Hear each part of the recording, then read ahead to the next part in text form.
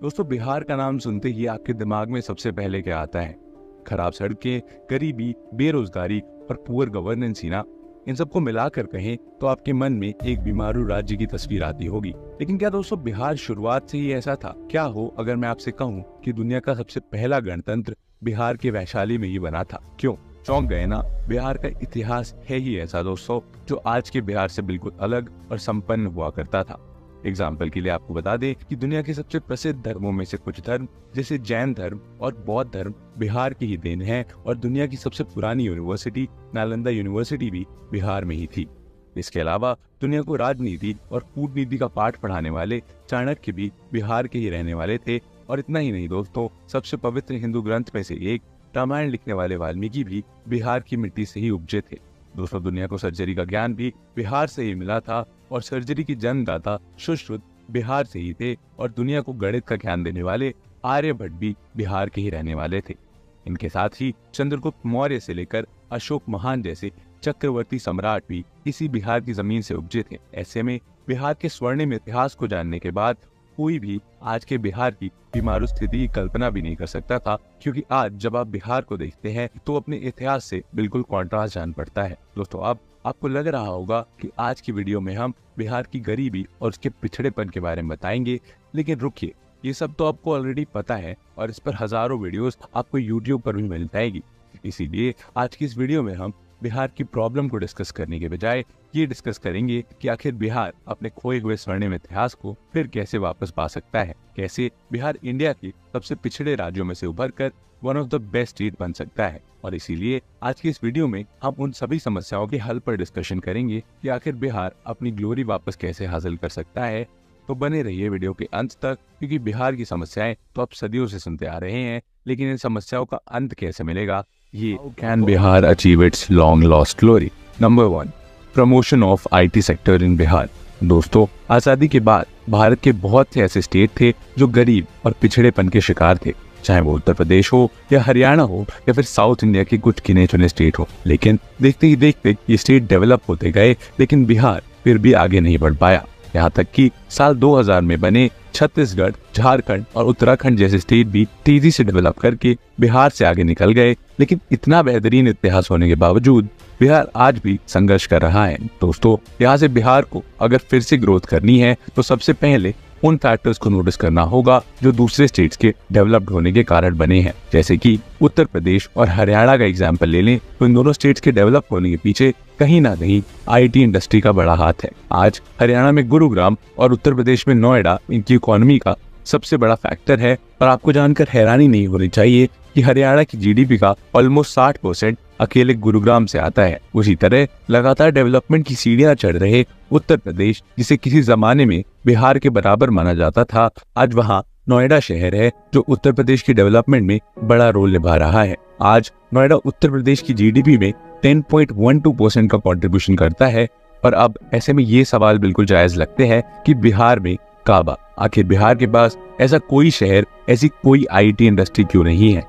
अगर आने वाले समय में बिहार के पास कोई IT सिटी हो तो बिहार की ग्रोथ का पोटेंशियल काफी बढ़ सकता है, जो कि बिहार की एग्रीकल्चर सेंटर GDP को बूस्ट दे सकता है। इसीलिए बिहार की गवर्नमेंट को पटना जैसे शहरों को IT हब बनाने पर जोर देना चाहिए। और मुझे मालूम है कि आप में से कई सारे लोग शायद मन ही मन में संकोच कर रहे होंगे कि पटना और IT हब, लेकिन दोस्तों, जब उत्तर प्रदेश में लखनऊ IT हब बन सकता है तो पटना क्यों नहीं बन सकता? बिहार के लिए IT इंडस्ट्री डायनामिक पर्सपेक्टिव के साथ ही साथ यहाँ बड़े लेवल पर हो रहे ब्रेन ड्रेन को रोक सकती है। दोस्तों, बिहार की पॉपुलेशन का एक बड़ा हिस्सा नौकरी की तलाश में बैंगलोर, गुड़गांव, मुंबई और पुणे जैसे शहरों की तरफ पलायन करता है। इससे एक बड़ा मैन पावर जो स्टेट की ग्रोथ को पुश कर सकता था, वो दूसरे शहरों में अपना भविष्य तलाश रहा है। जबकि दोस्तों, अगर वही बिहार के IIT IIM में सेलेक्ट होने वाले लोगों को बिहार में ही रोका जा सकेगा तो दूसरे शहरों में एडजस्ट होने और नौकरी ढूंढने में बिहार के युवाओं को इतना सफर नहीं करना पड़ेगा।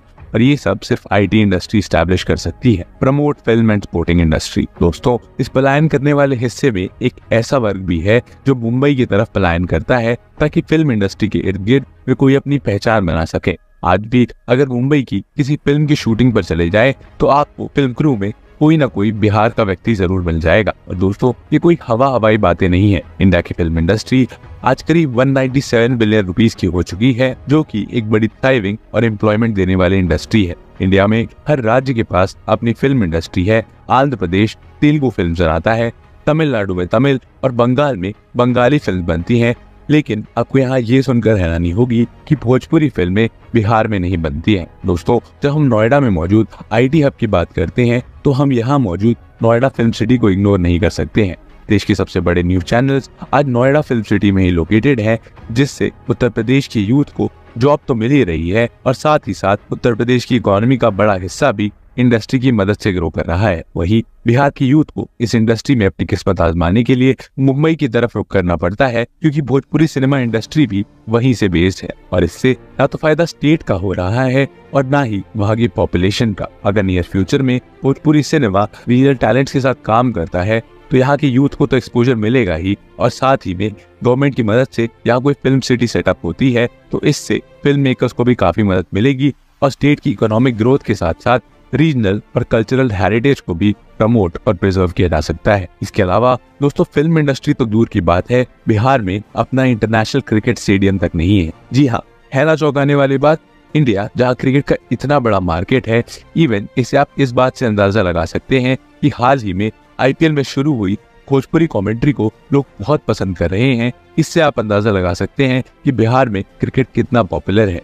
पर क्रिकेट इकोनॉमी को इग्नोर करते हुए बिहार में एक भी क्रिकेट स्टेडियम नहीं है। Focus on small and large scale industries. दोस्तों, ये तो रही फिल्म और स्पोर्ट्स इंडस्ट्री की बात, लेकिन बिहार की किस्मत बाकी इंडस्ट्री को लेकर भी कुछ खासी अच्छी नहीं रही है। इस मैप में आप देख सकते हैं कैसे बिहार में पर 1 लाख लोगों के लिए सबसे कम फैक्ट्रीज हैं। ये दिक्कत बिहार के साथ आखिर क्यों है? बिहार के चीफ मिनिस्टर के मुताबिक इसका जवाब है बिहार का समुद्र किनारे ना होना। ये बात एक हद तक ठीक भी है, क्योंकि बिहार एक लैंडलॉक्ड स्टेट है, लेकिन दोस्तों ये पूरा सच नहीं है। दोस्तों, आज भले ही कोस्टल रीजन की इकोनॉमी और वहाँ का इंडस्ट्रियल सेक्टर थ्राइव कर रहा है, लेकिन इसका मतलब ये नहीं है कि लैंडलॉक्ड स्टेट्स जैसे हरियाणा, झारखंड, मध्य प्रदेश और तेलंगाना की इकोनॉमी कहीं बहुत पीछे है। इसीलिए लैंडलॉक वाला फैक्टर पूरी तरीके से सच नहीं हो सकता, और पूरा सच ये है कि यहाँ का लैंड काफी छोटे छोटे से हिस्सों में डिवाइडेड है, जिस वजह से अगर कोई इंडस्ट्री यहाँ लैंड भी खरीदना चाहे तो उसे बहुत दिक्कतों का सामना करना पड़ता है।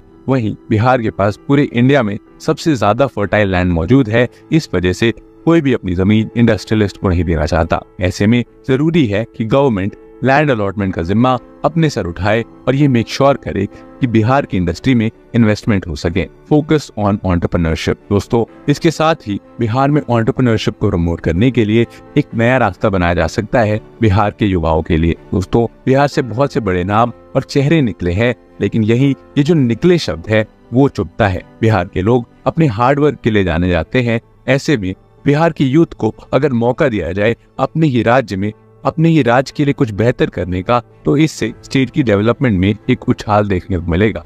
इंडिया के सबसे मुश्किल एग्जाम जैसे UPSC, IIT और IIM में टॉप करने वाले स्टूडेंट्स भी बिहार के ही होते हैं। यानी कि यहाँ पे टैलेंट की कोई कमी नहीं है, बस जरूरत है एक पुश की, एक मदद की, जिससे इन्हें भरोसा हो इनका स्टेट भी इनके लिए सब कुछ कर सकता है।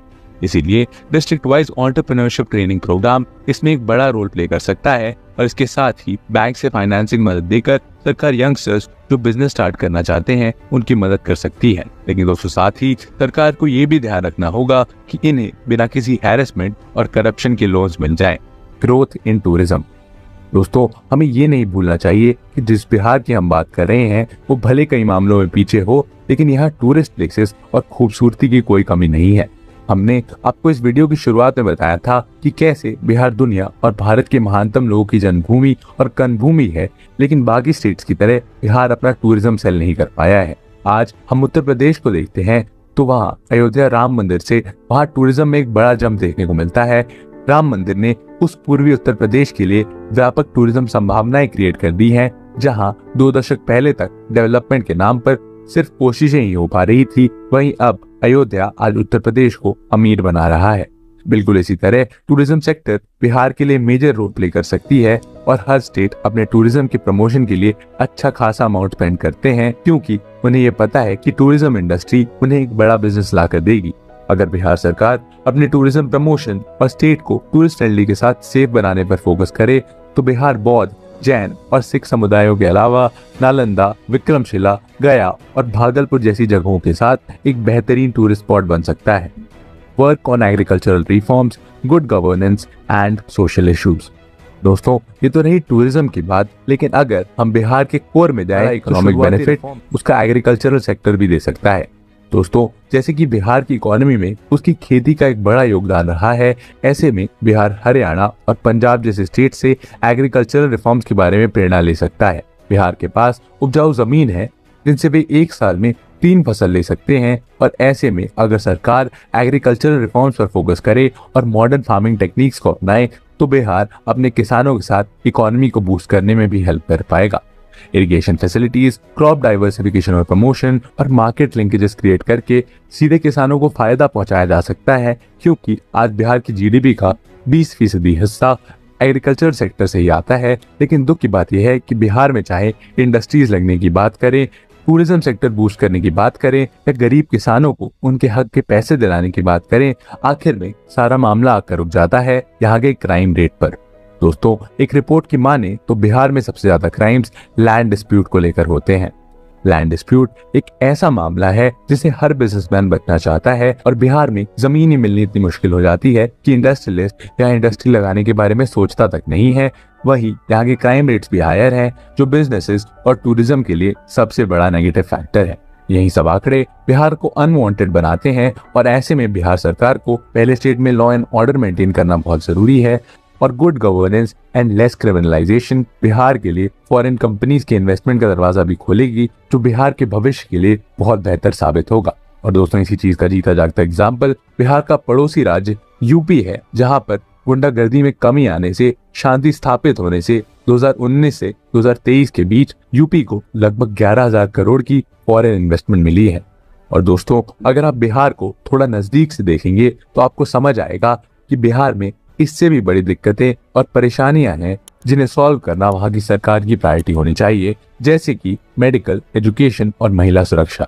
दोस्तों, बिहार में हालात ऐसे हैं कि यहाँ कुपोषण, खाने में प्रोटीन की कमी, अनीमिया और अंधापन बहुत बड़ी समस्या है, और साफ पीने लायक पानी और बेसिक शौचालय जैसी सुविधाएं भी आज भी एक लार्ज पॉपुलेशन के लिए मौजूद नहीं है।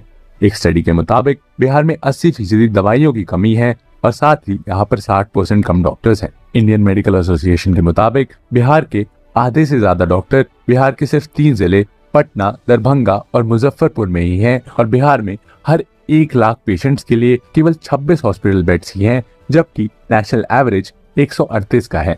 ऐसे में बिहार सरकार को हेल्थ इंफ्रास्ट्रक्चर अपग्रेड करने के अलावा पब्लिक हेल्थ सिस्टम को रिफॉर्म करने की भी जरूरत है, जिससे बिहार के लोगों को एक बेहतर जीवन मिल सके। कंक्लूजन। दोस्तों, बिहार में आज जितनी समस्याएं हैं वो समस्याएं कहीं ना कहीं ढांचागत समस्याएं हैं, लेकिन इसमें हम बिहार झारखंड बंटवारे को भी कंसीडर कर सकते हैं, क्योंकि जब बिहार से झारखंड अलग हुआ तो सारे मिनरल्स और मैक्सिमम रिसोर्सेज झारखंड के हिस्से में चले गए, और इससे बिहार की इकोनॉमी का एक बड़ा हिस्सा भी झारखंड के हिस्से में चला गया। लेकिन जब झारखंड बिहार का हिस्सा था तब उस पर इतना महत्व नहीं दिया गया, इसीलिए एक तरफ जहां ये बंटवारा झारखंड के लिए फायदेमंद साबित हुआ, वहीं बिहार के लिए ये नुकसान का सौदा था। लेकिन दोस्तों, आज बिहार अपनी पॉलिसीज और लॉ एंड ऑर्डर रिफॉर्म करके अपनी लॉन्ग लॉस्ट ग्लोरी हासिल कर सकता है, और पटना, भागलपुर और मुजफ्फरनगर जैसे शहरों का रैपिड इंडस्ट्रियलाइजेशन बिहार के लिए बेनिफिशियल तो होगा ही, और साथ ही साथ इससे एम्प्लॉयमेंट के भी नए रास्ते खुलेंगे। और दोस्तों, ये था एंड इस वीडियो का। कैसा लगा आपको ये वीडियो जरूर बताइए कमेंट